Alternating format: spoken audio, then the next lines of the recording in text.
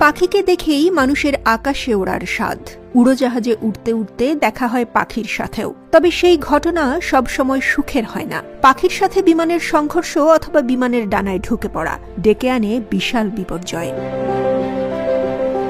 দিনটি ছিল 15 জানুয়ারি 2009। ফ্লাইটের নাম ইউএস এয়ারওয়েজ 1549। কল নেম ছিল ক্যাকটাস 1549। প্লেনের পাইলট চেলসি সলেনবার্গার সালি এবং কো পাইলট জেফ্রি স্কিলস। সব রুটিন চেকআপ শেষ করে পাইলট জানালেন প্লেন ওড়ার জন্য প্রস্তুত। ঘড়িতে তখন স্থানীয় সময় বিকেল 3:24। যাত্রীরাও সিট বেল্ট বেঁধে নিশ্চয়ই ভাবছিলেন প্লেন থেকে নেমে কে কি করবেন। লাগার্ডিয়া থেকে শার্লট পৌঁছাতে 2 ঘন্টা সময় লাগে, কিন্তু ওড়ার 3 মিনিটের মাথায় প্লেনটি বিপদের মুখে পড়ে। প্লেন তখন 2818 ফুট ওপরে।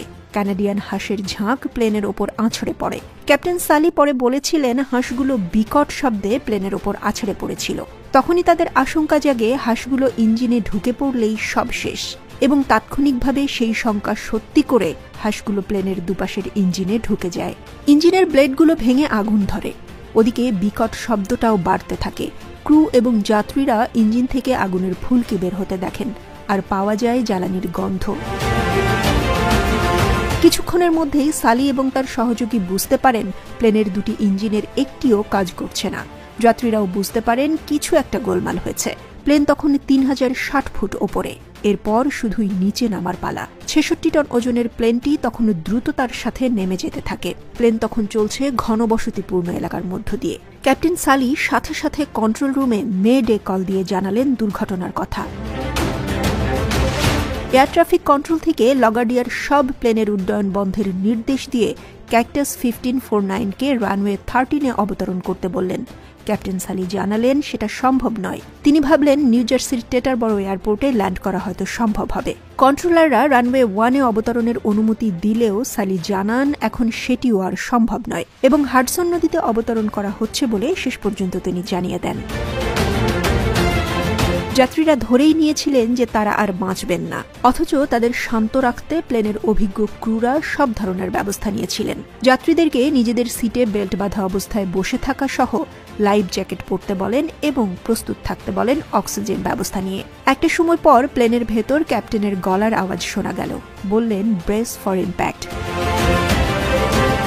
ব্রেস এমন একটি শারীরিক অবস্থান যার ফলে বড় ধরনের কোনো দুর্ঘটনায় গুরুতর আঘাতের মাত্রা কমে যায়। সেভাবেই ক্রুরা পুরো কেবিন রেডি করে ফেলেন। ওই ঘোষণার 90 সেকেন্ড পরে বিকেল 3:31 প্লেনের স্থান হয় হাডসন নদীতে। আবারও সেই ক্রুরা ভীত সন্ত্রস্ত যাত্রীদের শান্তভাবে প্লেন থেকে নামতে সহযোগিতা করেন। সাথে সাথেই উদ্ধারকারী 2টি ফেরি এসে যাত্রীদের সবাইকে উদ্ধার করে।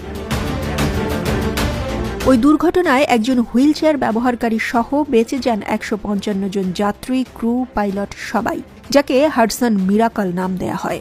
উদ্ধার কাজ শেষ হবার পর যুক্তরাষ্ট্রের ন্যাশনাল ট্রান্সপোর্ট সেফটি বোর্ড এই ঘটনার পর্যালোচনা করে। তারা বুঝতে চাইলেন প্লেনটি আসলেই কাছের এয়ারপোর্টে অবতরণ করতে পারত কিনা, কিন্তু বাস্তবে তা সম্ভব ছিল না। সব শেষে বোর্ড এই সিদ্ধান্তে উপনীত হয় যে সালির হাডসনে অবতরণের সিদ্ধান্তটি সঠিক ছিল। বোর্ডের মতে ওই জরুরি অবতরণ ছিল বিমান চালনার ইতিহাসে সবচেয়ে সফল অবতরণ। পরে ফ্লাইট রেকর্ডার থেকে জানা যায় ওই সময় পাইলট এবং কো পাইলটের মধ্যে কোনো কথা হয়নি। কি করতে হবে তা কেউ কাউকে জানাননি। পাইলট সালির ইন্টারভিউয়ে জানা যায় তারা দুজনেই জানতেন ওই সময়ে তাদের কি দায়িত্ব, এবং বিনা বাক্য ব্যয়ে তারা সেটিই করেছিলেন। শুধু তারাই নন, কেবিন ক্রু এমনকি যাত্রীরাও সর্বোচ্চ সহযোগিতা করেছেন। অবতরণ থেকে হসপিটাল পর্যন্ত প্রতিটি জায়গাতেই সবার সঠিক চেষ্টার ফলাফল মিরাকল অন দ্য হাডসন।